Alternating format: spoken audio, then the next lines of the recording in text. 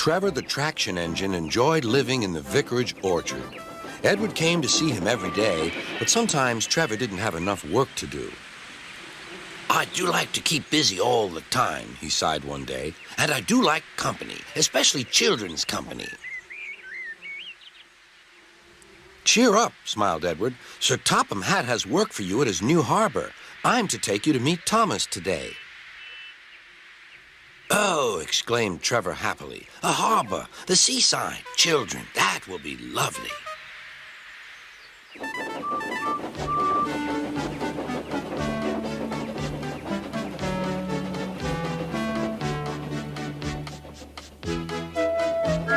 Thomas was on his way to the harbor with a trainload of metal pilings. They were needed to make the harbor wall firm and safe.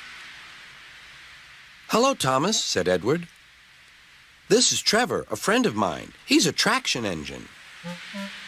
Thomas eyed the newcomer doubtfully. A what engine?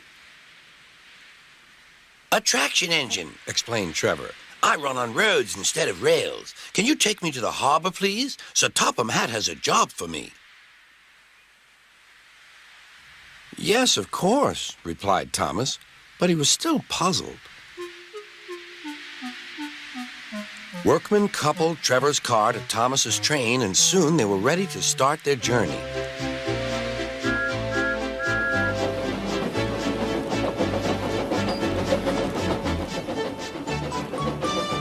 I'm glad Sir Topham Hatt needs me, called Trevor.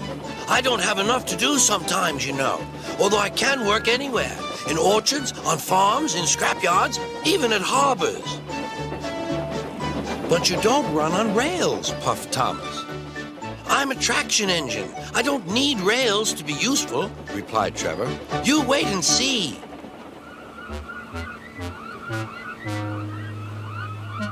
When they reached the harbor, they found everything in confusion. Cars had been derailed, blocking the line, and stone slabs lay everywhere.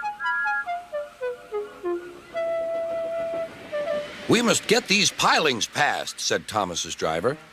They are essential. Trevor, we need you to drag them round this mess.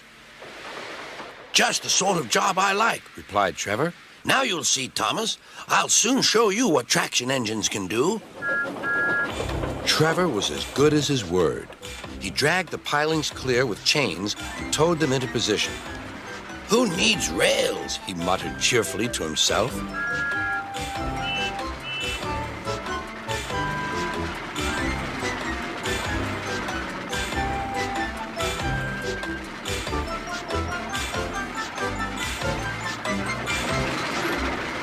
Later, Thomas brought Annie and Clarabelle to visit him.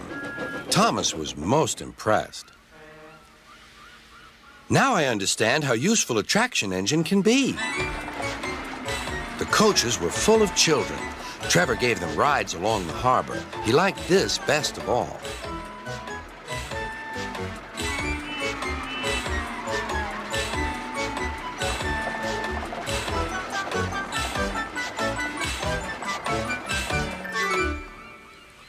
He's very kind, said Annie. He reminds me of Thomas, added Clarabelle. Everyone was sorry when it was time for Trevor to go. Thomas pulled him to the junction. A small tear came into Trevor's eye. Thomas pretended not to see. He whistled gaily to make Trevor happy. I'll come and see you if I can, he promised. The vicar will look after you, and there's plenty of work for you now at the orchard, but we may need you again at the harbor someday. That would be wonderful, said Trevor. That evening, Trevor stood remembering his new friend Thomas, the harbor, and most of all, the children. Then he went happily to sleep in the shed at the bottom of the orchard.